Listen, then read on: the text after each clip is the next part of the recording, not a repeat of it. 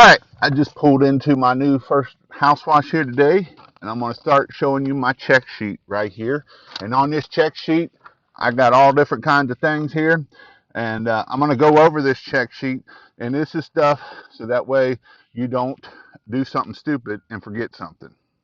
So, I'm Jason Guyman here with PressureWashHelp.com, here to help you grow your business, be successful, and to change your life. And so, in this video, we're going to go over my check sheet here. So, the very first thing is we're going to put in here our name of the person doing it. If it's you, then fine, you can put it in your business owner. If it's an employee name, this can get real important of having the employee name, so that way we know who did the job, all that kind of thing. So the first thing is this might be something that you could give to your employee with the job location on it. That way he already has it and today's date. So the very first thing is we're going to look at is where did we park at. In this job here, you can see this had a really long driveway. And with that really long driveway, we had to be able to park right here in the driveway. So we're going to check the driveway. And you say, well, that's stupid. Why would you do something like that? Why do I need to write that I parked in the driveway? Well, especially if it's your employee and they park in the driveway and it leaks oil or it leaks chemical, now we can have it documented. If we parked out on the street and we have it documented that we parked out on the street, now we can say, ma'am, that oil spot was not from us. That was from somebody else. That was not from us. You know, and even when our walk around, maybe take a picture of showing that our ride is out on the road.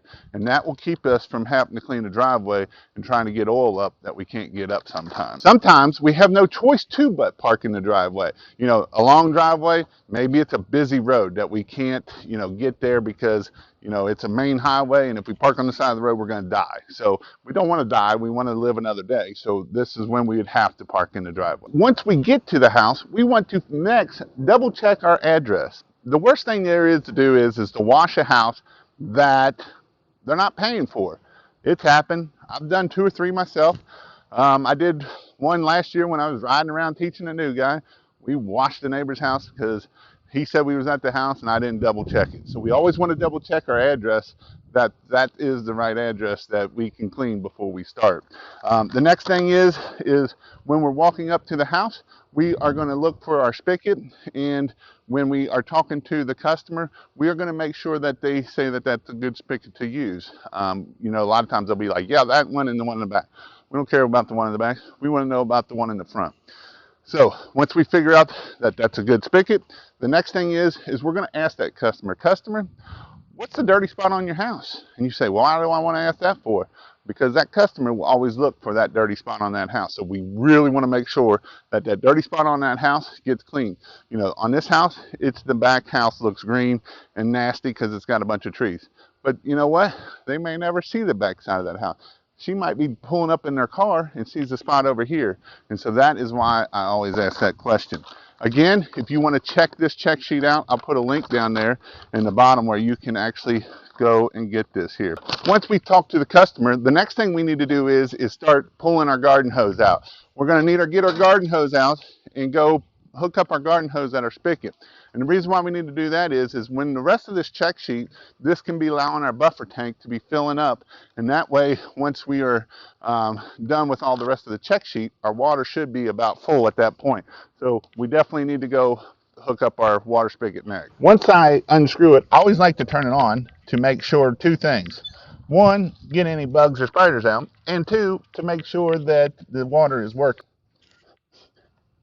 All right, and then once we get it turned on, we're going to want to make sure we open this all the way up, and that way we can start getting water flowing. The next thing, once we get our garden hose hooked up, the next thing is we want to do a walk around, and we really want to do a picture of just basically what we're getting.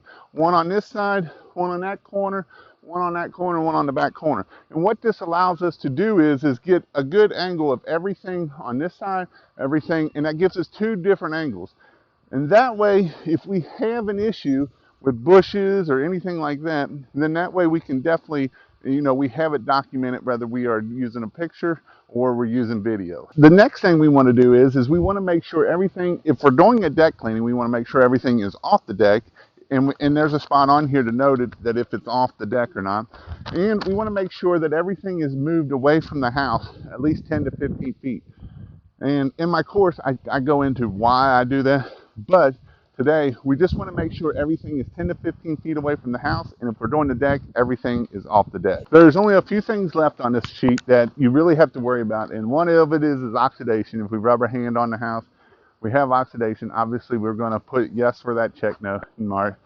And then one other thing is if we have electrical outlets, we want to make sure they're closed good. And if we need to put tape on them. So that way there's no chance of us damaging those outlets and along that kind of stuff there. So again, if you want to go learn more about shotgun fungus and what I was talking about there, go check out this video right here, and I talk all about shotgun fungus, and I go in detail of what it is, how it gets there, and what you can do to prevent it. So go check that video out, and I'll see you in my next video.